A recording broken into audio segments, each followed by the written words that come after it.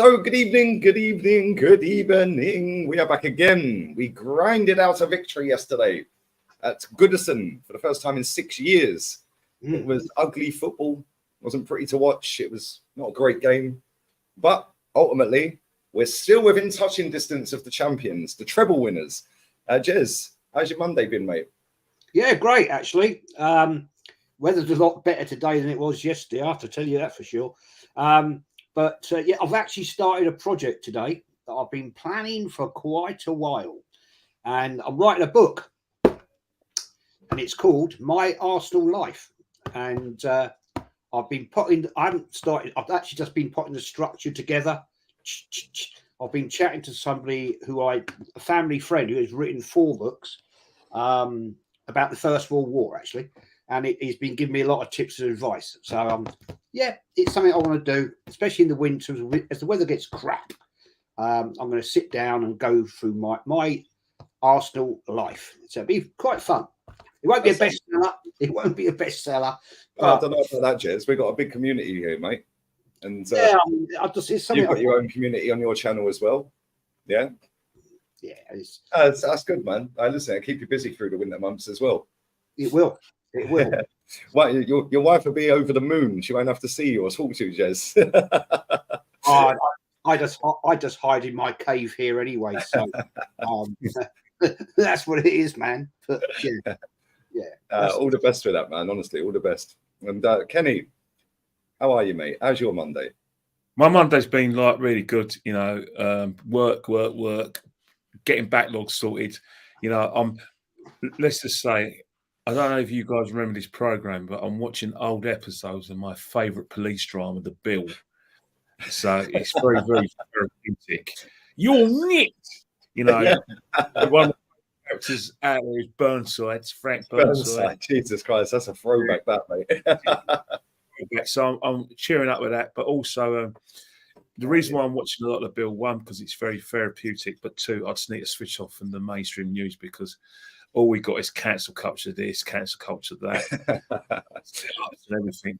And then if you go to the football, it's too great. There's nothing about Arsenal. It's all about Man United losing again at home. But Brighton always beat Man United, so I don't see what's new. But apart from that, I love your titles. Especially the second one. That is up for debate, but that's what we're all here for. I think we've got this. I think our views may clash, but I think I understand where you're both coming from in terms of like Saka, in terms of needing a rest. But we discussed that in the show later. Yeah, man. Listen, big up to everyone inside. Over 200 in there already. So make sure you're smashing the like button. Sub to JEZ'S channel. Link in the description. Arsenal history and more. And Kenny Ken 1972 on Instagram. That link's there as well. Kitty says, how can he need a rest? Season's just started. With that mentality, we'll never be champions. If he carries on playing in the form that he's in, or lack of, we ain't going to be champions anyway. That's how I'm seeing it. I think that the fact that he's played nearly 250 games of professional football, not really had any break in that 200. I think it's about 230 games he's played for club and country. Not really had any break whatsoever. And for me, I'm looking at his form at the back end of last season, the last 8 games, and then the first games this season. He's been so far away from how good he was for most of last season. I'd take him out. I'd drop him. We could put JEZ'S out there, put Trossard up front. We could put whoever you want on the left wing. We could put Smith Rowe there. Smith Rowe's played left wing. There's different ways we can do it. Eddie could go up front, Trossard on the left, and JEZ'S on the right. Not that I rate Eddie, but at the end of the day, for me, I'm just looking at it thinking this boy has come out that he's had a recurring injury in his Achilles. Yeah, now people are saying, oh, that's not true. Arteta said in his press conference, he's fit, he's ready, he's fine. Well, he didn't look it yesterday. No. He didn't look it yesterday. Yeah, and he almost looked dejected when he's going over to take the corner that ultimately got us the win in the end. He set that up. But yeah, for me, I just think there's so much pressure on him, right? And he's obviously a very grounded lad. Yeah, and he ain't ever going to say to the gaffer mid-game, "I'll gaffer sub me off." I don't think any footballer ever do that, really, unless it's a real bad injury or something. But I'm just sitting there looking at it thinking, mate, you're not really on it. If this was any other player, other than Bukayo Saka, I think most people have. Yeah, if Kai Havertz, look at Kai Havertz's performance so far this season. Everyone's calling for him to be dropped. Bukayo Saka's been worse. In my opinion, I think he's been worse because he ain't been that explosive, Bukayo Saka. He ain't been buzzing around. You know, he gets a lot of special treatment. He gets ganged up on 2, 3, 4 players on him. Yeah, that geezer at left back yesterday absolutely walloped into him, and he weren't the same since after that. No. So for me, it's just my opinion. Jez, you may or may not agree. Same with the chat, but give us your thoughts, mate. Well, I said it, Lee. You know, I have major concerns on this one, and I actually re-watched an interview today by an iconic England footballer, John Barnes. When he snapped his Achilles tendon, he admitted when he retired, he was never the same player again because he never had the flexibility in his ankle. And to the point that he actually said the muscle in that leg shrunk compared to his other leg. And that caused him major problems. And my concern here is this. If he has this niggling Achilles problem, right, it's only going to take a bad challenge. And he's going to be out, man. And the problem is he's a young kid. He's a young, I can't call him a kid because to me he is. And it could really seriously damage his career because if he gets a serious injury there, right, and needs surgery, okay, he would never be the same player again. And I think personally at the moment, Lee, Kenny, chat, I think in the back of his head, it's there. It's like, I've got an issue here. I've got a problem. I don't want to make it worse, but I'm playing. And I think sometimes maybe that player, Saka, should be selfish and say to the gaffer, Arteta, look, boss, I'm not right. I'm not right. I don't think I should be on the bench. He did it with Southgate, and fair play to Southgate. He said, right, you're not even going to be on the bench. That's it. Thanks very much. See you later. It's a major risk. I would not be playing him against PSV. That is for certain, because I think we've got players, as you quite rightly said, we can put in there in his place. ESR, we can stick in there. Trossard, we can stick him out there. You know, and I think Trossard at the moment is on fire, personally. So I'm just thinking, rest him up. Have him on the bench against Tottenham. Don't start him. He can be there. He can come on for like 15, 20 towards the end. But we've got to wrap this guy up, man, because in bubble wrap, because otherwise we're going to seriously have a problem. We've lost Timber. We've lost Partey. We lose Saka. We're in deep crap, man. So, Arteta, I know you watched Lee's channel. Listen to what I'm telling you, right? Rest him up, friend, because at the end of the day, you're going to ruin him and he's going to be out, and that's a problem, man. Yeah, man. Listen, it's a long season as well. You know, we're expecting to have a decent Champions League campaign looking at that group. So there's going to be 6 games in the group, plus a round of 16, 2 legs. So there's 8 games. Yeah, plus the League Cup, plus the FA Cup, plus 38 in the league. You know, we don't want to get to a situation where we then maybe are in a title challenge or are in the latter stages of one of these, and then all of a sudden Saka does get crocked because we've continuously played him. Like I said, any other player, and then not a single player in our squad should be undroppable. No, they should be all fighting for their spots. You know, if Saliba goes through a load of bad form, then he should be out. I'll be saying this about anyone. And our fans have gassed up this bench that we've got and this good squad and great players all over the pitch and the bench now. We'll put Reece Nelson there then. We signed Reece up to a new deal, put him there. What do you make of it, Kenny? What do you think, mate? Well, yeah, I definitely understand points, because I think, you know, at the end of the day, it's Saka the main that we have to be concerned about, because as much as, you know, we all have a ruthless streak in us in terms of what we demand, I think when you look at, you know, what's happened with players, Laurie Cunningham before, God bless his soul, lost his life, overplayed, bang, bang, bang. You've seen it with Fowler, you've seen it with Owen at Liverpool, and obviously Johnny Barnes as well. I mean, he had a Achilles injury at the end of the 1991 season. Then he came back, and then he done his Achilles in the national duty, and that was it. He was done for. And, you know, Saka's got a similar injury. The problem we got with Saka, and I'm always going to refer to this, is that the manager every hole that Arteta digs himself into, he gets himself out of. What I mean by the hole that, with the Aaron Ramsdale hole, he's got himself out of that hole by, having Raya at his disposal. The same thing with the Kai Havertz hole that he dug himself into. The form of my guy, Vieira got him out of that hole that he's dug himself into. He's dug himself, the Partey hole that he dug himself into has probably been helped by Partey being injured. So he doesn't have that conundrum about what to do with his midfield. But the thing is that he's not letting himself out of this Saka hole. As much as all the reasons you've given, loss of form, major injuries, it's not just the hole that Arteta's dug himself into, it's Saka's into a bit of a hole as well, because we're in the Champions League for the first time in 7 years. So that's a major hole. We've got big games coming up in terms of like PSV and Tottenham.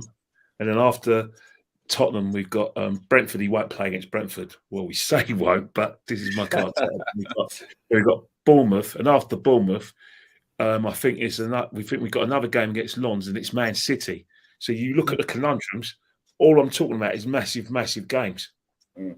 I think we've got Sheffield United as well in that. Yes, United, obviously United, but you talk about if we want to look further, Tottenham, Man City, Champions League game.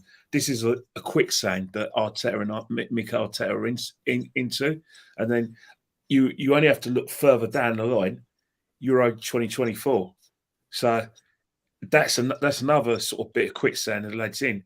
So in terms of like you want to arrest him, I'm all for that. The problem is, the biggest hole that our manager's dug himself into is that he's flexible when pushed, but when it's this guy, there's no flexibility.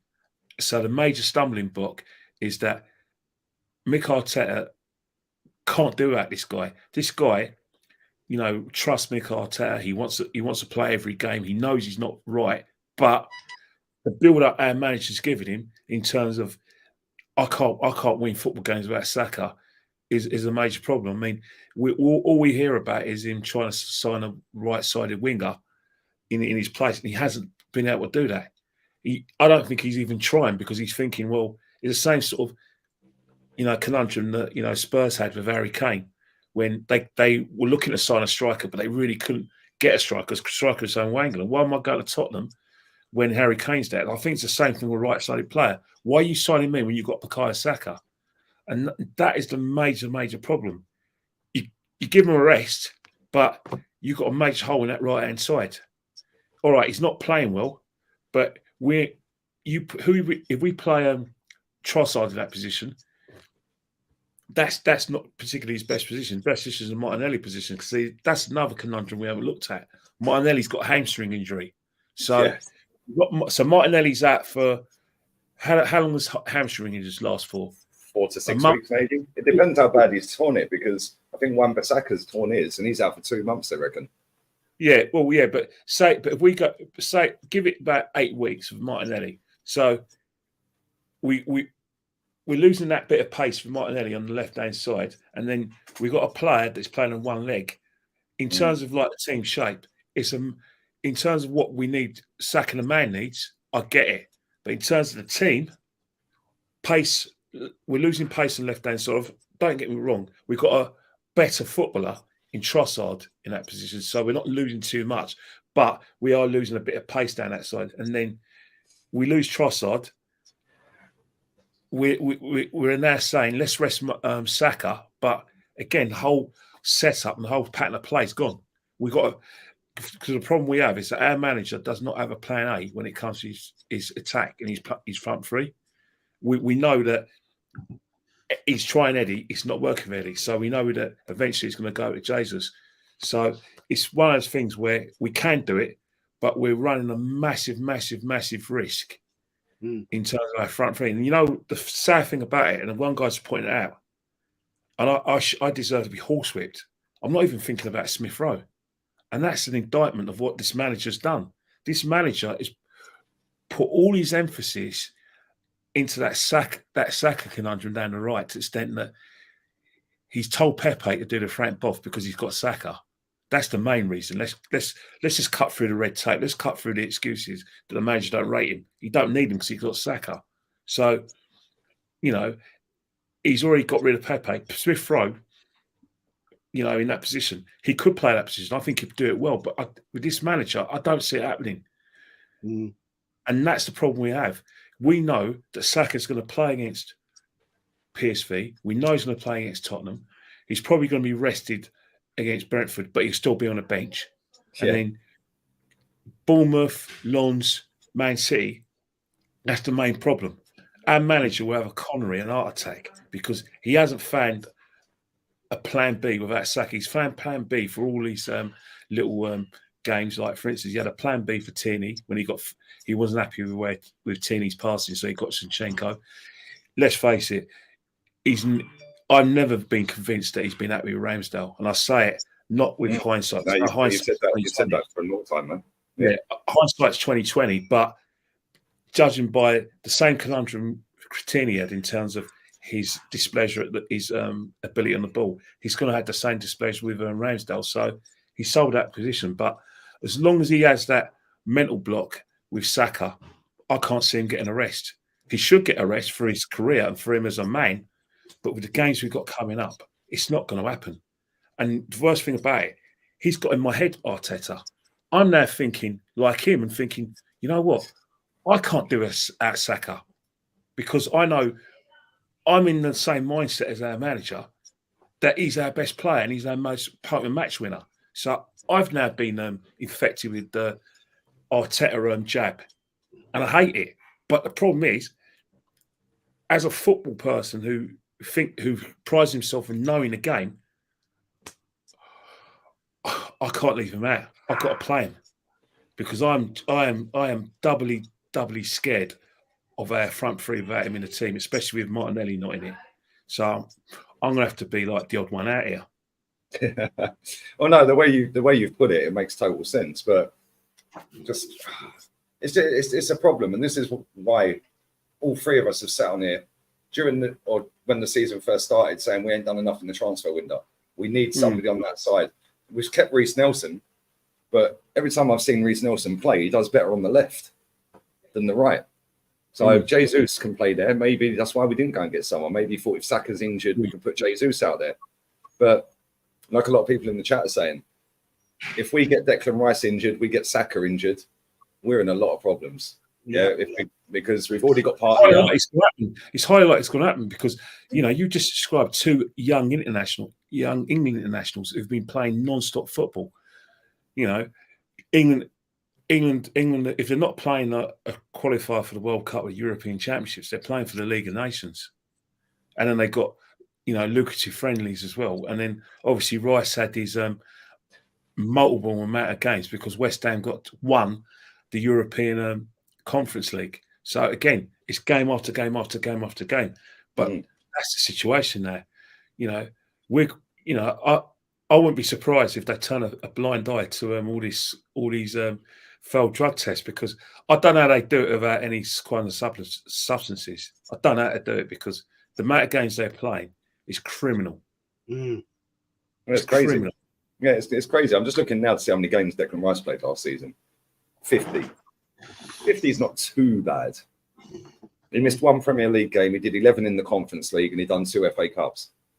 So that ain't a massive amount. How many has he played in his career? 245 for West Ham. How old is he?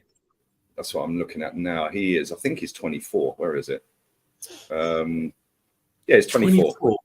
It's 24. Games. That's mad. Do you know what's even madder though? Wait till I share. Wait. So he's played 6 for Arsenal, 245 for West Ham, plus whatever he's played for England. It doesn't have this on. Oh no, it does. He's played 45 for England. He played 3 for Republic of Ireland. At least you mention it. So there's 48. 48 plus 6, 54. 54. He's played 299 games of professional football.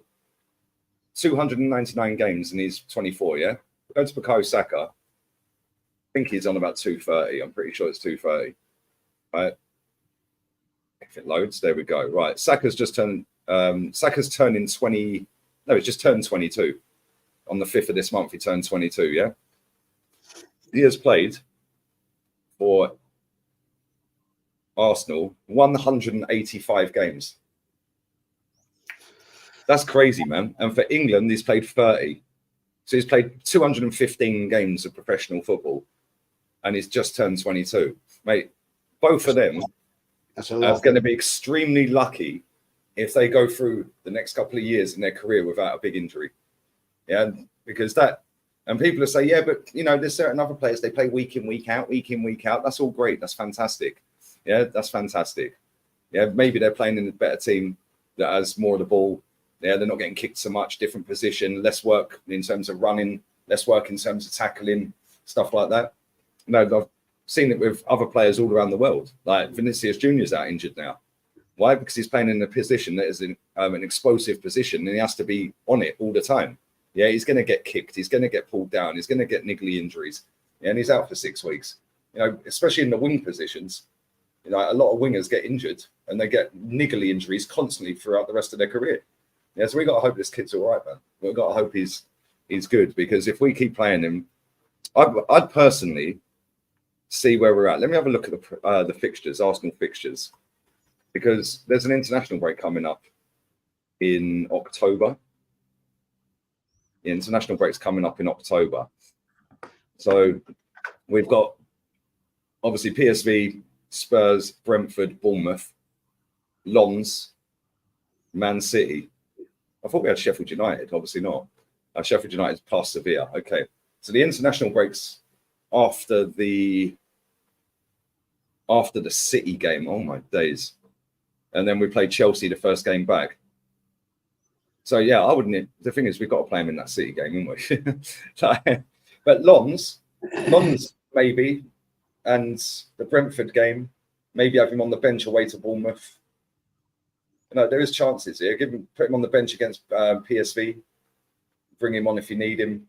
But there's opportunities in the next 5-6 fixtures to give him a break, and then I wouldn't let him go on international duty. Yeah, then he's got 2 weeks to actually relax and recuperate and chill out, because then we're going to need him going through all the way into that Christmas set of fixtures throughout the end of October into November, December. Because we've got loads of games in them months. So yeah, I wouldn't send him on international duty at all. No, I wouldn't. I wouldn't let him go. I wouldn't let him go at all. I don't think there's a need for. I just don't get. Already through it. They only need to beat one win, and they're through, isn't it? Yeah, I think so. Let's have a look. Idea. I'm done with international football. I'm done with it. You lasted a whole 2 games, Jez. Yeah, my career of international football is done. Sorry. What happens? What happens in June when we have that tournament where the best teams in Europe are playing? You know, and we have got nothing to keep us amused. I mean, you don't like it's either that or the cricket, the Test series in West Indies. I can watch the golf. Thank you. Is there another international break in November? What is going on here? Guys, I just don't get it. It's pathetic. Yeah, but it's highly likely there will be, because remember isn't that the period where they have the playoffs to qualify for the European Championships? We've got a game next month on the 17th against Italy, Euro qualifier At Wembley. Yeah, 4 days before that we've got Australia in a friendly. Right, I mean, what's the point? Yeah, and then we've got the Euro qualifier, and then the following month, November, another Euro qualifier against Malta, and then 3 days later, North Macedonia away. What is the point, mate? Yeah, he shouldn't be playing in any of these games. Money, isn't it? It's all about money, because all the associations in Europe, they're skint, and they need that. So in order to ensure that their best players playing these tournaments, UEFA giving tournament status to the League of Nations, especially like the best teams, so that way they have a final, they can win a cup. And obviously you've got the European Championships, which is an important games, especially with England are through, but you think about like other countries. All right, England, say other countries in Europe, Portugal always seem to be in a qualifier to qualify a tournament. They always get through, and then Italy may have a qualifier. So it's one of those things where we are going to lose players because of those situations, because every player wants to play in that European Championships, and that's a problem we have with football. And in the country, there's always going to be disruption because everyone in football wants to get paid. Yeah. Totally agree, mate. Totally agree. Let's go back to the game yesterday. It weren't pretty to watch, was it? It weren't great, and we knew exactly what they were going to do. We knew that they weren't going to try and attack us, and that's pretty much what happened. The goalkeeper, Raya, getting a start over Ramsdale, and it was funny because every time the ball went to him, the Sky cameras panned in on Ramsdale. Literally, he's sitting there like this. Somebody needs to clip that little clip. That's a meme right there. He was just sat there like this. Yeah, I don't know if he knew the camera was on him.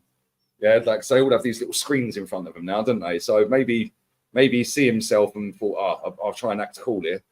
Yeah, but I've obviously got his debut, Raya. Kept a clean sheet. Could have had a cigar on the go. Didn't have anything to do. I've seen a lot of people overhyping his performance. Oh, his kicking's amazing. I don't know how many times he touched the ball, but I didn't see anything spectacular. I can't lie. Like I said, we had most of the ball. They didn't really do anything. Vieira was in the team. Obviously, Havertz finally got binned to the bench. Although he did have to bring him on, didn't he? Of course he did. But yeah, it wasn't great. Odegaard, I thought, was all right. Funniest part of the day for me with his performance was when he slipped and face planted the floor. That was funny, man. That was too funny. But we got the win. Trossard came on. We've lost Martinelli now. So it's not good for Martinelli, but it keeps the momentum going, doesn't it, Jez? Well, it does. It was a struggle. It was always going to be a struggle. I'm just happy that we've actually won at Goodison Park for the first time since 2017. It's always a bit of a, what can I say, a bit of a banana skin for us up there. It wasn't convincing though, Lee. That's what I said to you yesterday in the when we did the fan cams and player ratings. I'm not convinced about what Arsenal right now are doing because we look lackluster. I mean, last season, right, when we played Everton at Goodison Park, we had some passion, but we just couldn't score. And they got a corner and they scored, right? Okay. But we looked, I don't know, we just don't have, we seem to be lacking ideas. I know I predicted what Sean Dyche was going to do in my match preview. He's going to park that bus and he's going to bully the midfield and then he's going to try and counter us. And in the second half, after we scored, right, and a great goal, by the way, from Trossard, great early touch, fantastic. And, great assist from Saka, by the way. I better say that before anybody gets upset. We just don't seem to have any lack of any great ideas going forward. It seems to be the same old, same old.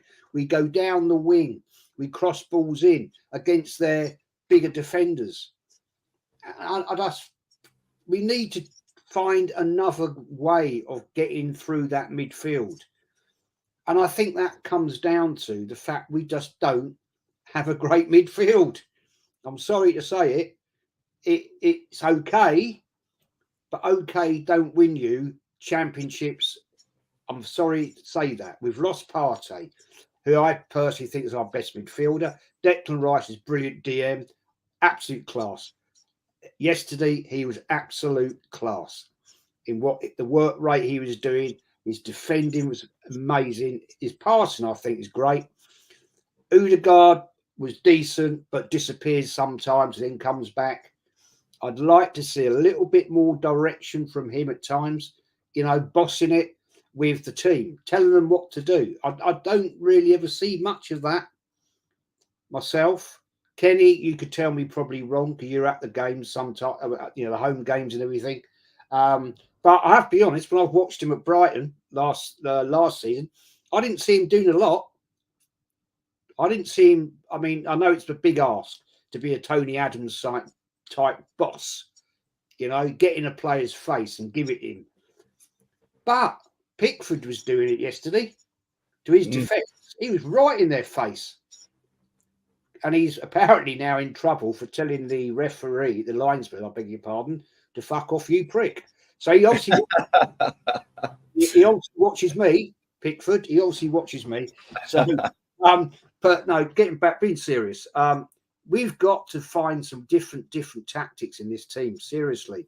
And this is what I find so funny, right? When Mikel Arteta comes out with, well, there's 74 different tactics in the game. Well, find at least 5, because I think you've only got one, personally. Yeah, it's basically all our game plan seems to be this season is get the ball to Saka and Martinelli and hope for the best. Exactly. That's pretty much all we're doing. And if Odegaard can chip in, like, and get in the game, it depends where and what game it is. But if he can get in the game, then that's great. But if not, it's moments, it's individual brilliance, or dropping a shoulder and nicking a pen. If you look at the goals we've scored this season, we've scored 2 penalties. And both of them games, I think, if I'm right in saying, it was the first penalty. We had a penalty against Crystal Palace. Odegaard took the penalty. Yeah. And the penalty against Fulham. That's right. Yes. And Saka took it. Yeah. So we've had 2 penalties this season out of 9 goals. We've had 3 shots that have deflected and gone in. There's 5 of our 9 goals. It ain't looking great, is it? It's not like we're free-flowing, carving teams open, getting in behind them, having shot after shot after shot. And in fact, 3 of our goals, 1/3 of our goals came against Man United. Mm. We're not playing great. The Man United game was a kind of an end-to-end game where both teams, both teams were caught between a stall of trying to keep it tight, but trying to hit each other in the counter-attack. So it was space galore, especially in that second half. But I think in terms of I totally agree with you in terms of our tactics. The way we're playing is as much as we like to play down the middle, we're still very potent down those wings, and Martinelli and Saka are very important to the way we play. Hence the fact that it's going to be different without Martinelli in the team with Trossard there, because Trossard isn't going to stretch teams. He's going to want to come inside, and he's going to go to down the flanks occasionally, but he's going to really want to cut inside, and he's more of a footballer than Martinelli. Saka, in terms of him, definitely 100% needing a rest, but with Martinelli out and Saka then needing a rest, the game plan needs to be completely changed. But in terms of the way we're playing, I'm not going to dig at. I'm digging at Havertz, but not in a way that's trying to put him down. But it's just factual. We looked a more better attacking team with Vieira in the team, only because the ball was moving a lot quicker. The movement was a lot better. People weren't running into each other's spaces with Havertz on the side. We weren't having to sort of being caught with trying to hit the ball long or trying to slow down the game. It was quick passing, and that's where we looked a bit better. But the problem is that was until we thought we scored the first goal with Martinelli. We were playing really well then. We were dominating possession. We were stretching the game. But as soon as the goal got disallowed, we just got ourselves into a bit of a rut. Everton were getting in our faces. We were making mistakes, and by our mistakes were actually bringing Everton into the game. There was no evidence of any quality from Everton in terms of their passing was slow, it was ponderous. They were scared to hit the ball long because they knew if they hit the ball long, it was going to come straight back to us. So really and truly, they were there for the taking. But the problem was, because we're so predictable the way we attack by i.e. trying to hit those flanks, Everton were very, very comfortable. But in terms of the game itself, it's one of those games where we were never going to lose that game. Not because we're this great team. It's because Everton are terrible. I'll say in layman terms, they're crap. They're really, really bad. They're going down. There's no doubt about it. Doesn't matter who they get as manager. They can get Ancelotti back. They can get the Poch. They can get any of the top managers out there. They are bad. They're so bad. This decline at Everton has been a work in progress, which has been going on for a good few years. Ancelotti, all he did was put a sticky tape over the wounds, without any say, and basically said, "Look, you need surgery, but I can't put any surgery in. I'm not going to be here for long, so let's just dress the wound." But as soon as he went, the wound opened up, and the blood's flowing everywhere. I mean, you only have to look at the season before last. They're celebrating staying up by beating Crystal Palace. This is Everton Football Club, and then last season they need to beat Bournemouth to stay up. This is Everton Football Club. So really and truly, the only way is, Dan, you can't keep on putting sticky tape over that. But the problem is they made themselves difficult to beat until we scored the goal. But the problem is that when the situation called for us to just smash them to pieces, we just didn't take that opportunity. In fact, we became more negative. We started bringing on, Tommy Asu, making sure we have a lot of height in our team, just because we knew the set pieces were coming, and that's all Everton had. But you would have thought, on a counter attack, you know what I mean? Boom, go for the kill. You know what I mean? I can see where you guys are coming from. Just when we look at the way we were playing compared to this time last season, it's like the way. Yeah, it seems to be like it's either too slow, or we're just unsure of what we're going to do, or is it because teams have sussed us out? I think the teams that we've played so far, including Man United, all of them, every team we've played so far is part of the bus. Yeah, Nottingham Forest, and it was only in the last 20 minutes or 10 minutes against Forest that they actually had to go. And then Crystal Palace, they parked the bus. They had a chance right at the death of Odsonne Edouard, putting one wide. Fulham, well, they just got lucky, let's be real. But again, they didn't really show any real desire to go and win the game. But if you think about it, they passed the ball better than us. They had a better team shape, and in attack, they got the numbers forward, and they were actually more. They were more potent than we were.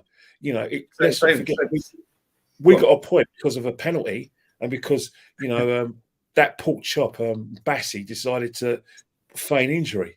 Had he not feigned injury, they not got a penalty, and probably not got and he not got himself sent off.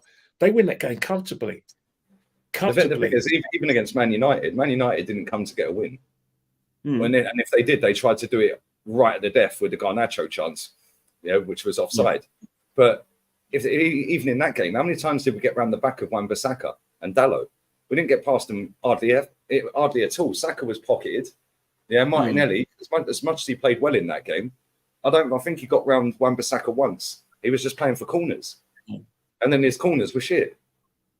And then in that game yesterday, again, how many times did we get round the back of them and get the ball in? I think Vieira did it once. Ben White did a great pass, a great cross in the first half. Vieira shanked it.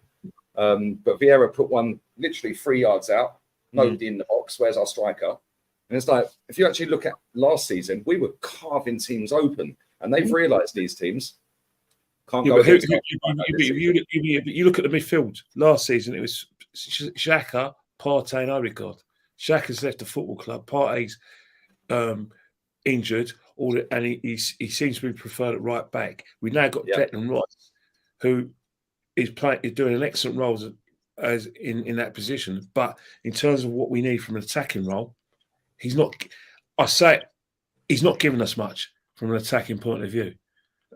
Havertz is just a statue at best, and in terms of like our wingers, we're a bit predictable. So if you look at that conundrum, it's taken for Vieira to get his second chance to try and get us moving. It's taken for Trossard to get us moving. But in terms of like his first 11, he needs to, really, really make a decision, a grown-up decision, and stick with it. Because now, go on. Sorry, mate. Go on.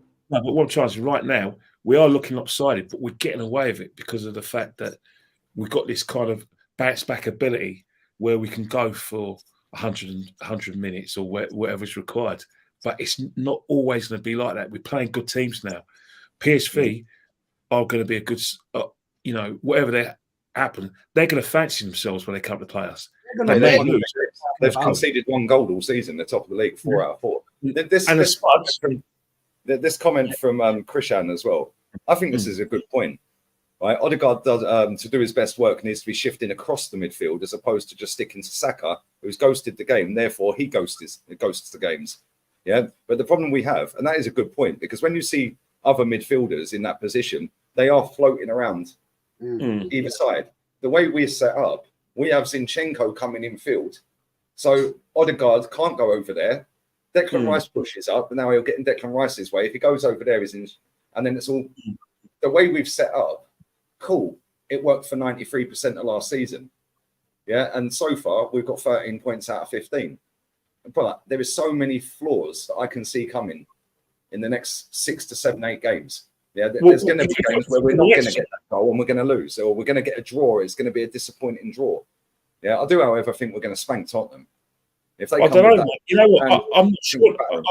I'm always pessimistic when we play Spurs because of the fact that they lure us in this set of security that they're playing well, and they've won a few games. But this is different now. This isn't Conte or Spirito Santo where they were just playing. I don't know what to call their football, but it wasn't attractive. This time, this time they've got a guy. There's got a guy who basically he plays with inverted players, but he plays it in a very, very aggressive way. To start that, he gets bodies forward, and what he does is he tries to catch defense on the back foot. So, for instance, everyone thinks that it's only us, Man City and Liverpool playing inverted wingers. No, Spurs do it as well, but they do it in an attacking way where they do it at speed. And that's where I do have some concerns when we do play them. Don't get me wrong. The litmus test for Spurs is always whether they can beat us at home, and then they've got Liverpool next week. If they get through those 2 games, then you have to say, right, they could, get into top 4, even get a bit better. But the way they're playing, it's not going to be the same Spurs like that we saw in the last 2 games with Conte and Spirito Santo. That's why I'm slightly concerned because of the way we're playing. The thing is, I'll come to you in a second, Jez. I think with Tottenham, like they're pretty decent. Let's just be real with it. They are pretty decent. But having said that, if Sheffield United hadn't have been wasting time yesterday, or Saturday, sorry, they would never have won that game. No, they would never have won that game. And that's Sheffield United, right? At home at White Hart Lane. They now come into the Emirates. They've already got the mental block in their head that they can't beat us there, right? They're still going to go with the same way of playing because that's how he does it. Yeah, I've seen enough of Celtic over the years that he was there to know he ain't changing his style for anyone. So they're going to come to the Emirates. They're going to already, in the back of their heads, the players that have lost North London Derby to us at the Emirates, they're all going to, in their head, they're already half gone, right? But now you've got a new style of play, you've got a new manager, whatever, right? But they're going to do exactly what they've done all season. They're going to play with that stupidly high line, right? They're going to try and play everyone off the park. They're going to try and dominate possession. And all we've got to do is just go, cool, we'll just batter you on the counter-attack. I think they're so easy to counter Tottenham. Yeah, nobody's done it to them yet. But I do think, well, they've had chances and not scored. But I think that if we're on it, all we've got to do is get Rice on the ball or Odegaard on the ball, straight over the top, down the wings, we're in. Yeah, and if we have, because Romero for me is a red card waiting to happen, and I think if we have Trossard out there and Jesus up front, yeah, they're twisting him up all day long.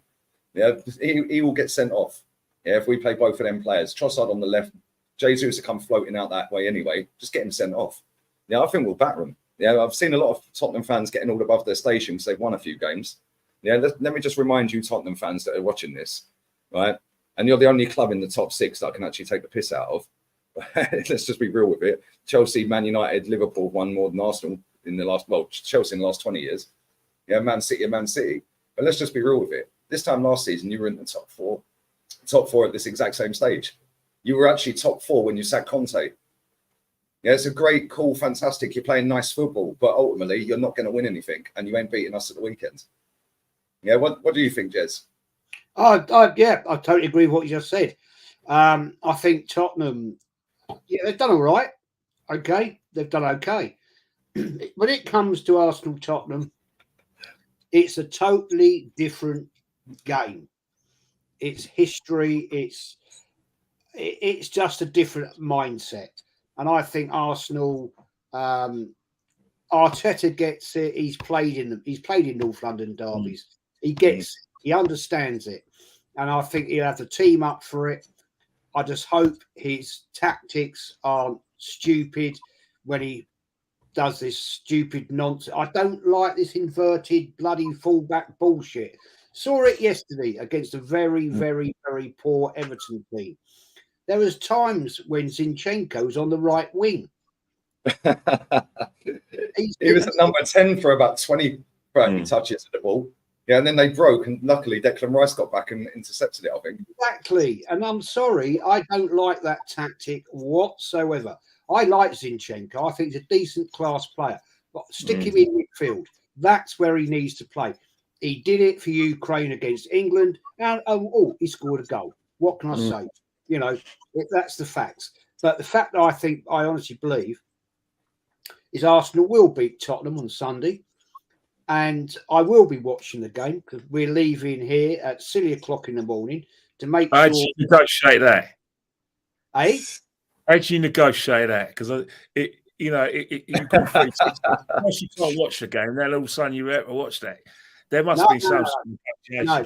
The deal this is why he's starting his book now. Yeah. We're leaving here at 7 o'clock. It's about 5.5 hours to get there. So I'm anticipating get there at 1 o'clock. I've found a pub, Googled Ambleside. There's 3 pubs that have Sky Sports. So I've got my choice. One of the pubs is right opposite the hotel where we're staying. So that's perfect. Perfect. So I'm down there, Arsenal shirt on. It'll be full of Spurs and bring it on. It'll be fun. No, I'm joking. He won't be full of Spurs. But It'll probably be the only one in there. It'll be full of people that drink in that pub every day. Yeah, not interested in football. They're probably sorry, we can't have the game on. The Rugby World Cup ain't on. You ain't got rugby fans. Yeah, or Bowls fans. Yeah, can we have the Bowls on, please? Yeah, sorry, Jez, we can't put the game on for you today, mate. I've got my iPad, so if need be, I'll go into the hotel. We can't check up. We can, because it's a private hotel. We can still use the facilities and like not get into our room at 3. I've got my iPad. I've got Bing Sport, so I'll still watch it. Don't worry about that. Oh, yeah, definitely. No way I'm missing it. No chance on earth I'm missing it. You know what it is, right? I always get an heart attack when we play Tottenham because I always, in the back of my mind, I generally expect, 99%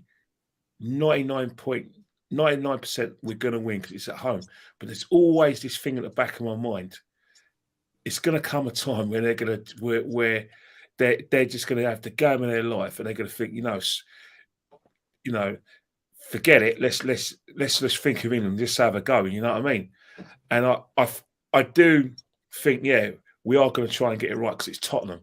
But the way we're playing, I just have concerns.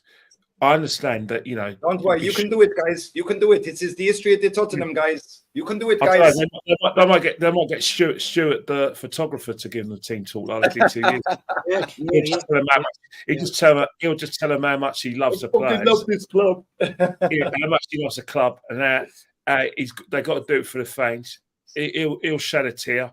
Like, I'll give him an hug, and who knows, maybe get Stuart in to do the team talk. But seriously, no Martinelli. That's an open goal for Trossard. For some reason, for obvious reasons, I do not want to see.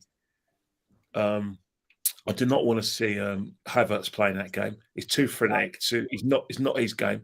I don't want to be seeing Ramsdale playing that game. From now on, if you play a Raya, then you have to stick him with him as your number one. No messing around, no doing any favours, no trying to have a battle to see who's your best number one. That sort of stuff happens in pre-season. Right now, we've got big games coming on. If it's Ramsdale, I won't like it, but I'll get on with it. If it's Raya, then fine. That's exactly what I want because I'm only copying what I prefer as a goalkeeper. And sadly, Aaron Ramsdale, we just can't go on like this. Very quickly, the Luke that put this in. Do you think he's on his way out, Popia? Do you think he's going? No, next season will be in Bayern today. Yeah, but I don't think so. I don't think so. Sorry, Kenny. I don't think so. I think what what we've done here is I actually think it's quite clever in the fact we've got Raya in there, right? We needed needed another quality goalkeeper. We had what his name was. I forgot his name. The American guy. What was his name? Matt Turner. Turner. Yeah, did all right in the League Cup game, and that was it. Really, we lost.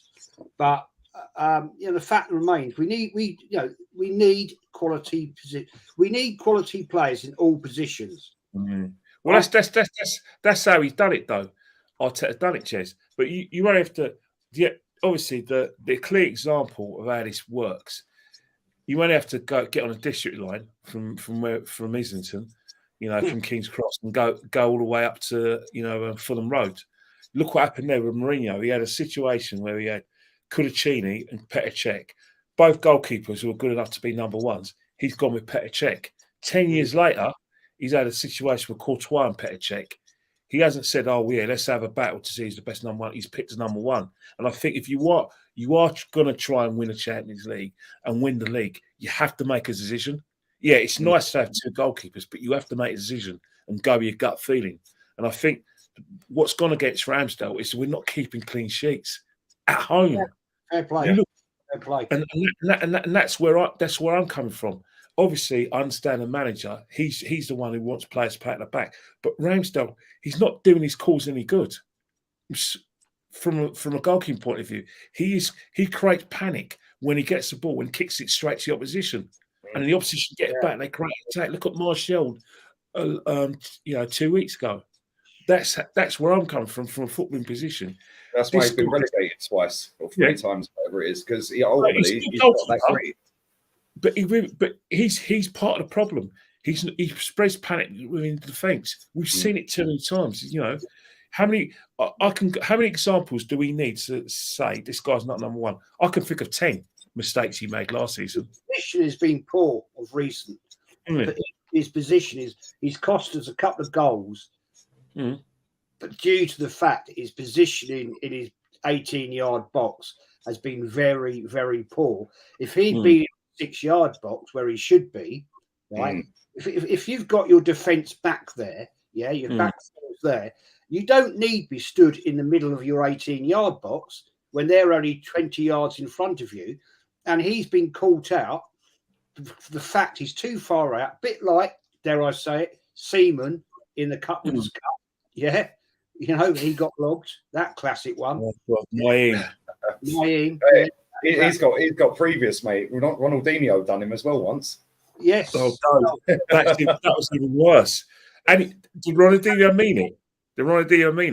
Oh, 100%.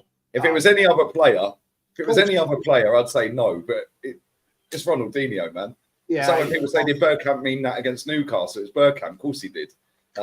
Yeah, absolutely. Any other player, I'd say, no, you got lucky, mate. But Ronaldinho, 100% he meant that. Of course he did. He's world class, man. He's superb. I agree with what you're saying, Kelly. I just think that Ramsdale of late has got lazy. Had it easy. And I think he'd never had really anybody challenging him, right? So I think Ray has come in and he's going to be pushing him. And we had the battle with Martinez when we had him as our goalkeeper, right? That was a situation. Well, sorry to cut you off, Jez. This is a great point you have just raised. We had Leno and Emi Martinez. At the time, this manager didn't want to have two goalkeepers that were decent. Or fighting for position. But now, apparently he does. I'm not buying it. I reckon Ramsdale will be gone soon. Maybe January, maybe next summer. Well, Euros, isn't it? He's South. I'm not saying Jordan Pickford's place in jeopardy, but he's played a full game in the derby against Scotland. So, he's probably thinking that's what's going to require. But I'm just saying it now. Arteta's just Saka. It's just as much has got a pork chop kind of mentality with players playing out the back as Arteta. So Ramsdale's going to have to work on that if he wants to be England's number one. And if he wants to play for a top flight side, he's going to have to improve that yesterday. Because I'm telling you now, the way we're going now, whether we like it or not, inverted fullbacks are here to stay. goalkeepers who are good with their feet and set up attacks are here to stay. So I'm sorry, whoever, the guy just said Ramsdale #1. You've got to put aside the fact that, he's a British goalkeeper and you've got more affinity, with him than you probably have with Raya. The fact is, the manager's been tracking this guy for 3 years, and the manager has stipulated that he wants players to play at the back. It's not him; it's every coach now. We want it kick it long, but the problem is with Ramsdale, the ball keeps them coming back, and then they create attack. Yeah, that's probably one of the reasons why we were conceding clear-cut chances. I'm not saying it's down to him, but that's part of the problem. The opposition, the only way the opposition can score is if they have the ball, and if we give it to them quickly from our goalkeeper, we've got a problem. Yeah, good point, man. I totally agree with that point, Kenny. Is the fact I think well, the only time I've ever seen Raya played apart from yesterday is when we played Brentford, and I can't say I was actually watching him against Brentford a lot, to be fair. But the fact is that yesterday I thought he looked decent. He didn't have a great amount to do, let's be fair. But what he did have to do, he looked quality. I mean, by God, can he do a drop kick? Well, that's the thing. Did you remember that time when he got the ball and he played it long? But he played it long and he was looking for Saka, and then in the first stop he's trying to look for Martinelli. So that's the kind of distribution that our manager wants. He wants if you hit it long, it's got to be to a red shirt. You can't be just kicking it long to clear your lines. I think that's what cost Kieran Tierney. How many times does Edison do these drop kicks like that? Yeah, straight on Mahrez's foot or Foden's foot or Grealish's foot. Alisson as well. Yeah, I'll be honest. I think he's light years clear of Ramsdale. One thing I will say about Aaron Ramsdale, he's definitely exceeded everyone's expectations. We all thought he was crap. Yeah, it's a fair play to him. Yeah, the club signed him up to a new deal, so we're going to get decent dough for him when we flog him. It's just where he goes, isn't it? Who's going to take him? Chelsea need a goalkeeper. Would we sell him to Chelsea? Probably would. The amount of times we've done business. He's going to have the same problem with Chelsea, though. He's going to have the same problem. Man United. Mate, that goalkeeper, man.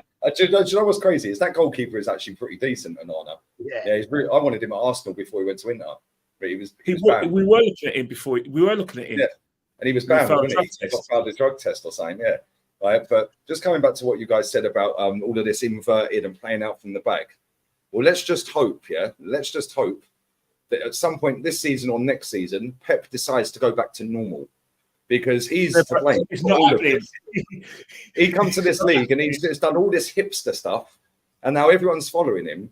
The difference is Pep's already ahead of the game. Yeah, he's conned everyone into thinking inverted fullbacks. Well, I don't see Vardy inverting. Yeah, nowhere near what Zinchenko does anyway. Like up and down wing backs, fullbacks. I watched Real Madrid last night. Fran Garcia, up and down, crossed the ball in twice, 2 assists. Left back, kid. Chouameni, Camavinga, kids. Bellingham, I think got man of the match again. Yeah, kid. Right. You want to keep your eye on Bellingham, because if you worry about what's happening with Saka and Rice, they're going to flog him as well. Yeah, do you know what though? I think the difference between, because somebody put it in the chat earlier and said, yeah, Mbappe, why doesn't Mbappe need a rest? Yeah, well, the difference is the leagues are different. Yeah, everybody knows that you're in a game in this league. Yeah, we see last night Roma spanked up whoever they were playing, Empoli 7-0. You don't see.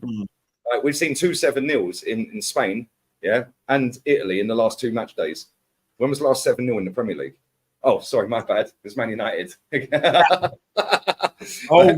it's Liverpool. Yeah, but my point is, it's a lot easier for Mbappe to go out and play against a bunch of farmers, than it is for, say, Saka to go and play against Sheffield United or Bournemouth. Because I'm not saying these Bournemouths are better teams, but they're more competitive in terms of they'll give you more attention.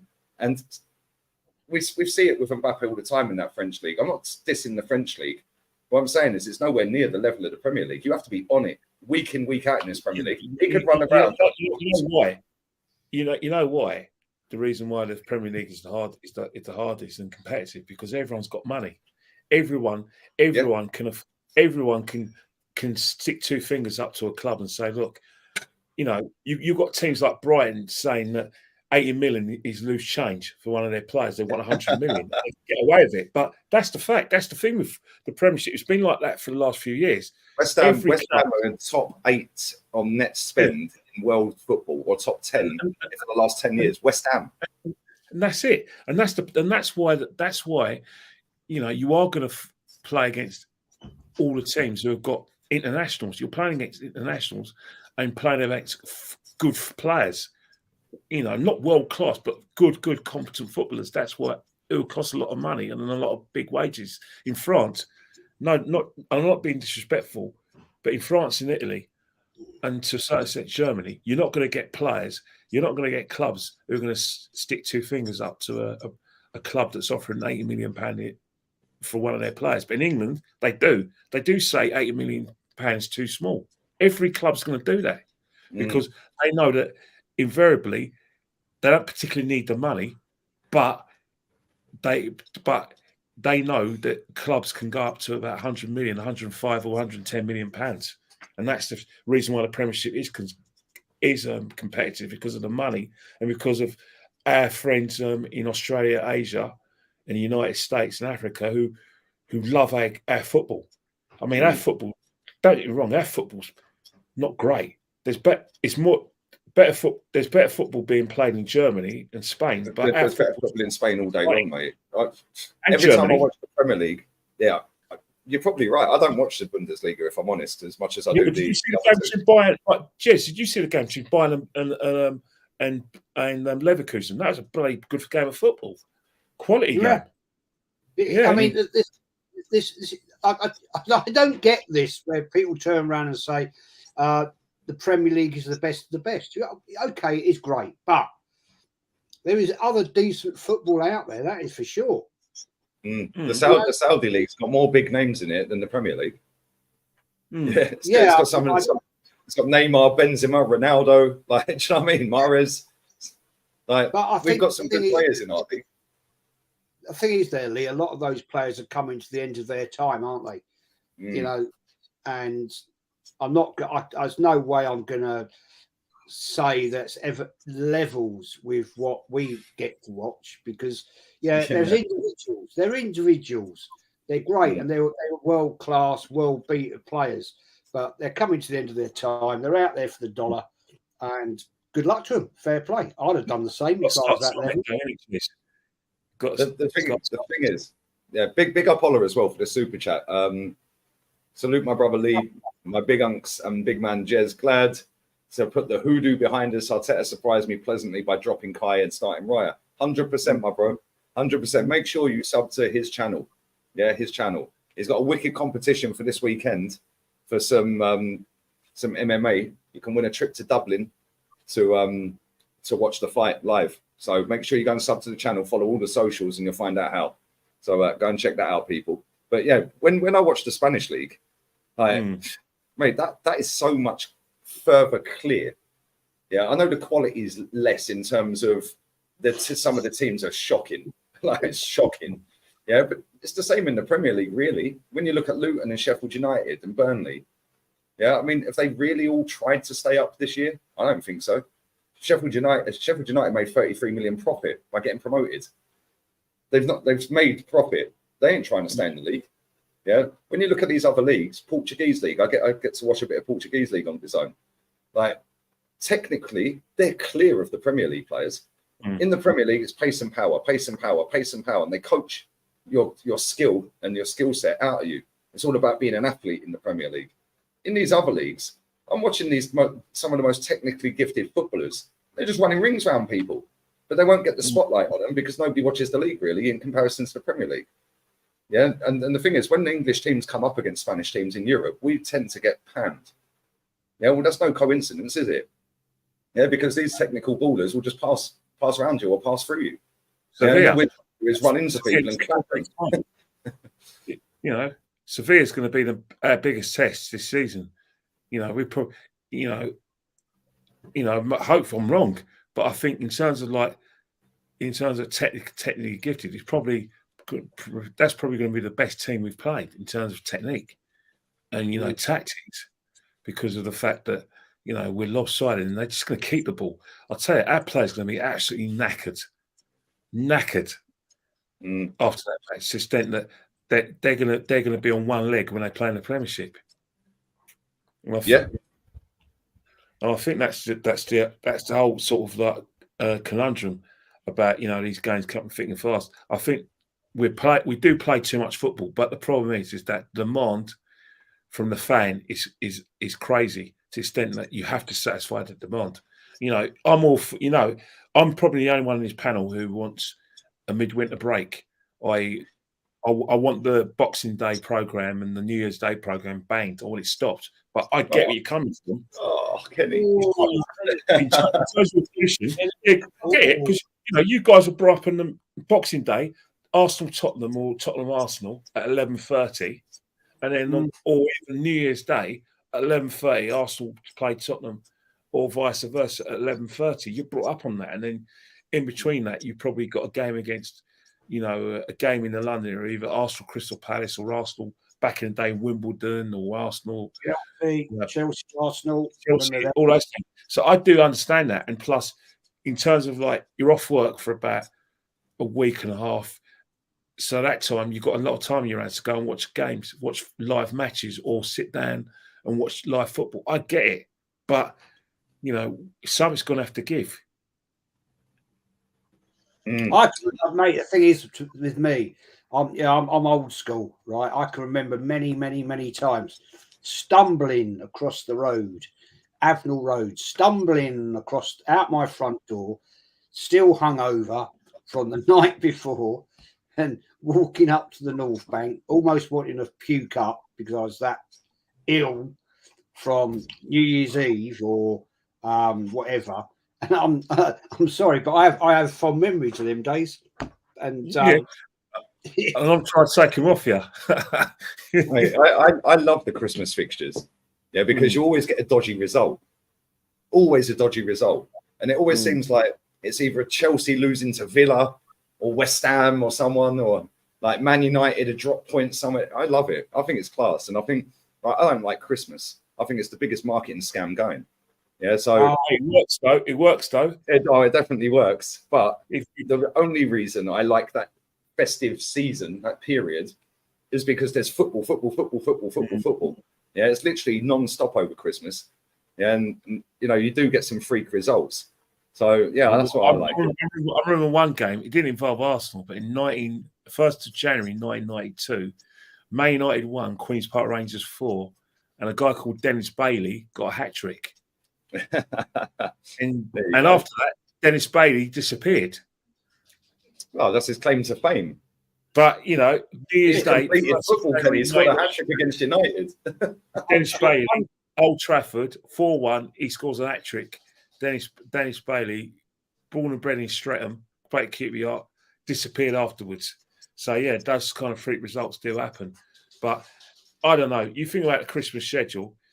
I was always, the reason why I wanted it scrapped, because the simple reason is that I was thinking about player welfare, and I thought that international football got affected. It affected the national side to the extent that I always felt England players were knackered by the time it came to the tournaments. So that, and I still share that belief. The amount of games we play, especially without a break, I think it's scandalous. But I think just like yourselves, I think the reason why the Premiership won't say no, and the clubs won't say no, because they know that the Premiership tend to have the sort of the international TV viewing markets themselves, because all the other leagues in Europe, they're all having a break. So they got everything. They get bigger viewing figures, because everyone who likes the Spanish football, the Italian or German, will watch the English football because it's the only football is available. Of course it is.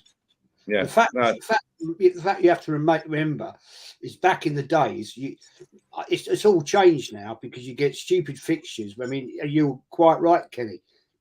It was always like Tottenham, Arsenal, Tottenham, Chelsea, Arsenal, Arsenal, QPR, whatever. Because the trains weren't running so much in them days, you'd have local derbies at silly o'clock at times in the morning. and before the pubs open, because you didn't want all the fighting and trouble and crap stuff like that. But now it's like it could be Newcastle Arsenal. Yeah, I think that's scandalous. So that kind of game. I agree with you on that. What they should do, the FA, what they should do is bring back how it used to once be. You'd have the local derbies, you know. It could be Manchester United against Burnley, or Man City against Everton, or something, local within 50 odd miles of where you are. Difficult for Newcastle. There's not many other teams around them right now in the Premier League, but I still look. I find it magical. I mean, Lee, I love Christmas. I'm sorry, man. I love it. I love the time of the year because I'm a greedy bastard and I love all the food and all that fun. But I just love the magic of Christmas football. It used to be also, Kenny, Easter. Easter used to have 2 games over Easter, didn't you?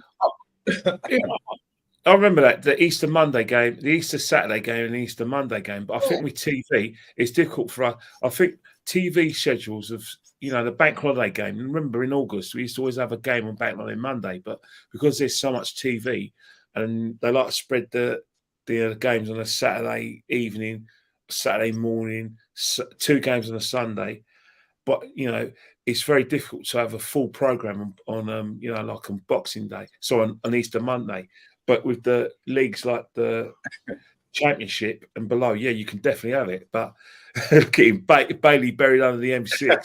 I feel that's Gilbert. I feel that's Gilbert Winter, who's an enforcer for the Adams. But I see what you mean. I see what you mean. But another reason why I'm against the games is because of the trains. If you're not running trains on Boxing Day, then why the hell are you having games? On that day, especially where you're not having local derbies. It doesn't make any sense. That's my point. The train service was the reason why we had a train service is not just for shoppers, but for football fans and sports fans to be able to travel to games. But you don't have a train on Boxing Day. Why have those games? We've got this Christmas, 23rd of December, Liverpool away. Thanks for that. Yeah, nice. Yeah, cheers for that. And then we do actually have 2 London derbies. Boxing Day, we've got West Ham. It feels like we always play West Ham around Boxing Day, doesn't it? Yeah. And then we've got Fulham away on 30th. So, and then after that, it's a break for 2 weeks. You get your break there, Kenny. And then we've got Crystal Palace. I want it. Yeah, but there's trains then. Yeah, true. Breaks with his trains. Well, mind you, they're all striking at the moment in England. I don't know if you know. Oh, there's a surprise. Yeah, them and teachers, man. Seriously, they're always striking and moaning about pay. You knew the conditions before you went to uni, mate. To become a teacher, do you know what I mean? You knew how much the money was. Turn it in. Seriously, these people just love to moan.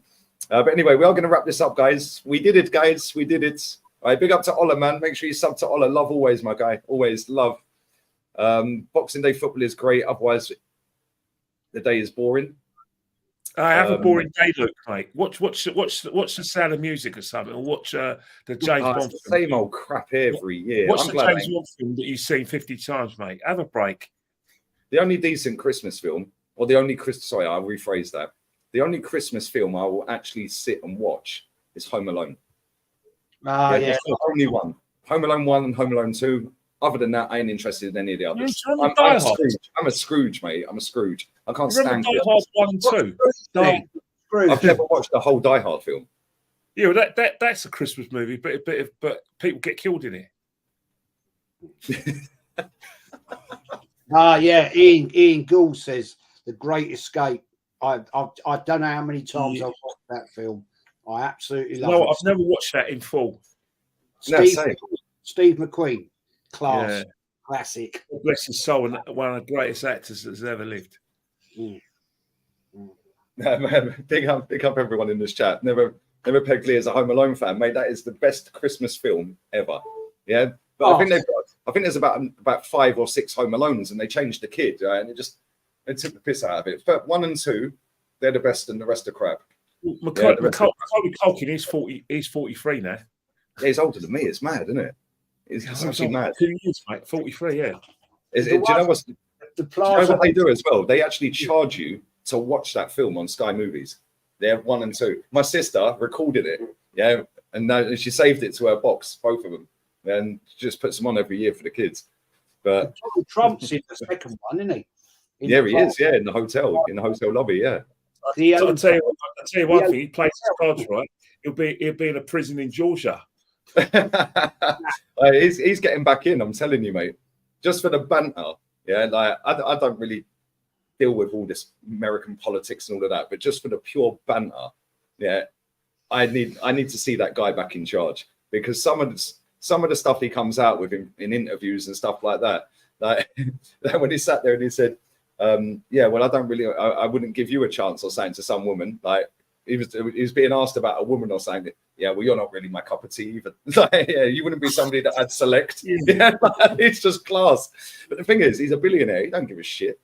No, he's not doing it for the money, is he? Let's be real. He's minted. Like, yeah, I find it funny, man. Like, he is proper jokes, that guy. But yeah, I think he'll get back in. Yeah, he's going to find a way, man. These billionaires always find a way. But it is what it is. Scrooge, Bill Murray, like, bro. All of these Christmas films, they've always been on in the background. Yeah, but I've never watched them. I don't really watch. I don't watch films or TV unless it's a film that I've already watched before and I liked it. I'm not going to go out of my way to go, right, let's all sit down and watch the Grinch. Like, come on, like, do me a favor. Or what was that? What's the other one? Miracle on 34th Street or whatever. Like, do me a favor. Well, you guys are the only people who haven't watched the last series of Top Boy, then. No, I have actually watched Top Boy. This hasn't watched it yet. No, I watched it the other week. Yeah, I watched it the other week. Yeah, I'm actually surprised that they had it on Spanish Netflix, because a lot of stuff I don't get that's on other Netflix in different countries. Money. True. But there's a lot of films that I don't get that I do actually like, that I think, I watched that and it ain't on there.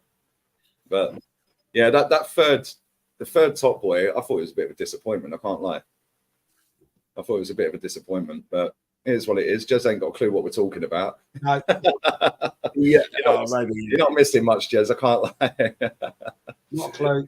Not a clue. Guns, drugs. It's all about guns and drugs. Yep. Don't interest me. Will you be watching EastEnders Christmas Day special, lads? No. Who's going to get it this year? Because there's always somebody who dies on Christmas Day in EastEnders. Apparently, they've already done an episode where they've already killed the guy, but they're going to. But it's one of the 3 episodes. It's an episode that's going to happen Christmas Day, but 6 women are in the Wolford 6. 6 women are going to kill a bloke. Wolford, we don't know 6. Is Janine still in it? She's still in there. She's having porridge. Oh, okay. So maybe she'll break out. Maybe she's part. I don't know. They love a storyline. No, it's a bloke who gets killed, not a woman. Oh, okay. So it's going to be Phil Mitchell. Phil Mitchell needs to leave that program. He's been there since I was a kid. Was it Den? Dale? Den? Who's the landlord?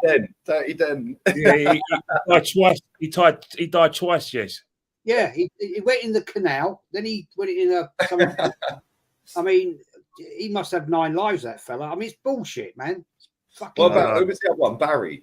Didn't Janine kill Barry? Is that why she's in Nick? No. You haven't been watching it for a few years, mate. I haven't watched it for about a decade, mate, or more. You watched it for a few years. I've watched 20 years. Oh my days! Cindy Bill is back in it. Oh my god, they're scraping the barrel here, aren't they? Right, let's just be real with it. They're scraping the barrel. Yeah, Peggy's actually officially dead, isn't she? Bless her. So they can't bring her back. But who else is in it that was in it back in the day? Kathy, is she in it? Yeah. She came back from the dead. No, what the fuck? She came back from the dead. It's about time that program was scrapped. I can't lie. Just scrap it. It's a load of crap. It's jokes. It's like Emmerdale. I used to like Emmerdale. I won't lie. 15 years ago, when you had the proper Emmerdale, right? The Dingles. Yeah. That's still in it. I mean, nowadays, that is the most. Everybody's shagging each other in Emmerdale. It sounds like a good village, Jez. the most incestuous bloody village in Britain. Who was the geezer? Ingles. Who was the geezer that the last time I watched Emmerdale, it was on, like I say, it was on in the background, and they were on a boat or something, and the bird killed him, and he was the bully of the village. What was his name? Oh, Didn't she kill him? No, he came back. My God, what is wrong with these soaps, man? They're all coming back. He can't kill people. You can't kill these people. But I said my wife watches EastEnders. Not EastEnders, like Emmerdale. She records them, right? And I was like, why do you watch this bollocks? It's so bullshit. And she went, well, it's quite funny, isn't it? I said, well, not really. And I said, this time of year, and she agreed with me, this time of year, they always set up the Christmas tragedy. Yeah. Yes. Off the bridge in Coronation Street. People die. Somebody will die. They'll be in a car crash, or they'll be on drugs or something. You know, and I'm thinking it's so. Fall off the roof of the Queen Vic. Right. Ah, man. Everyone, like I said, everyone wants those 23 million people who they know are going out there to watch those programs. Or 23 million people watching Emmerdale or Emmerdale, Coronation Street, or EastEnders. You know what I mean? Crossroads is a throwback. You're showing your age with Crossroads, mate. Big up Ian. Oh, who's a guy with the woolly hat? Benny. Oh, Benny's the old skull cap. Yeah. Richardson. Some of them old programs were quality, man. What was the other one? Last of the Summer Wine. My mum and dad used to make me sit and watch that every fucking Sunday. Yeah, like I swear, I'm like, why am I watching this?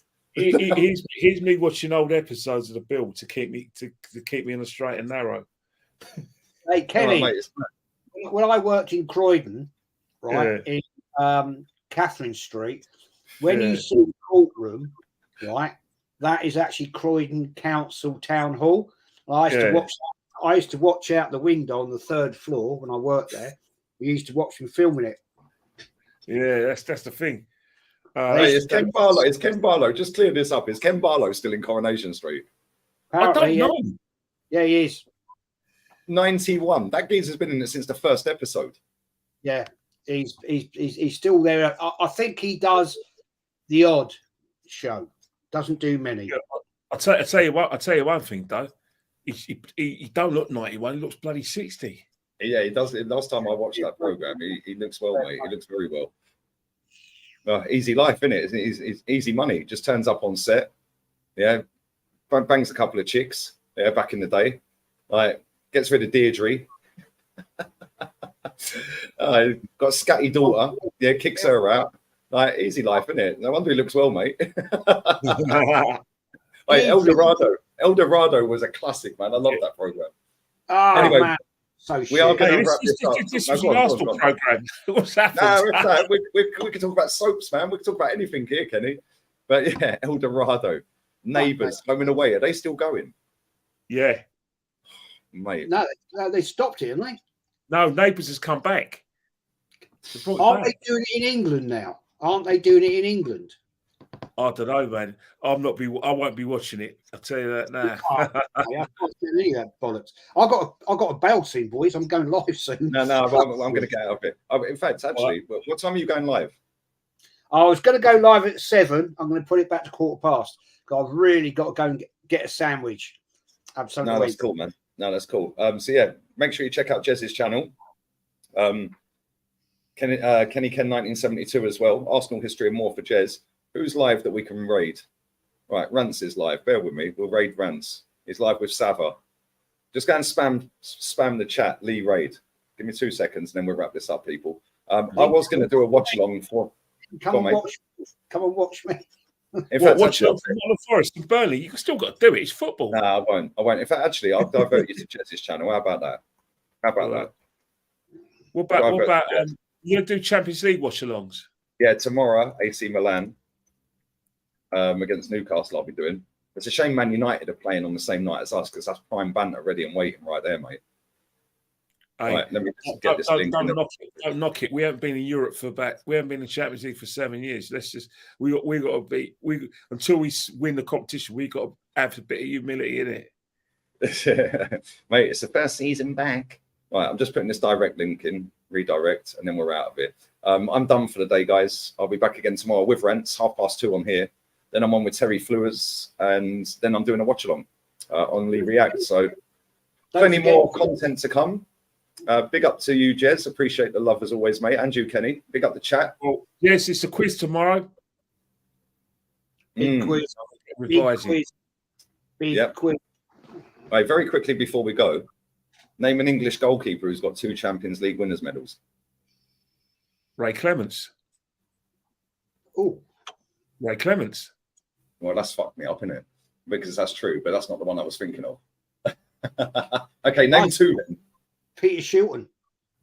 Has Peter Shilton got 2 Champions League winners' medals? Yeah, it's Peter Shilton. Ray Clements, Peter Shilton. There's 3 then. Ray Clements got 3. Peter Shilton's got 2. You're right. Yeah, so there's 3. There's 1 more. I'll give you a clue. The guy's still in a squad now, and has won 2. Oh no, Carson. He got in 2005 at Liverpool when he got it last season at Man City. Scott Carson. There you go. Mad, isn't it? He's got more Champions Leagues than R9. There you go. On that bombshell, we're out of here. It's going to redirect you to JEZ'S channel. Go and show some love, people. Later. Thanks, everyone.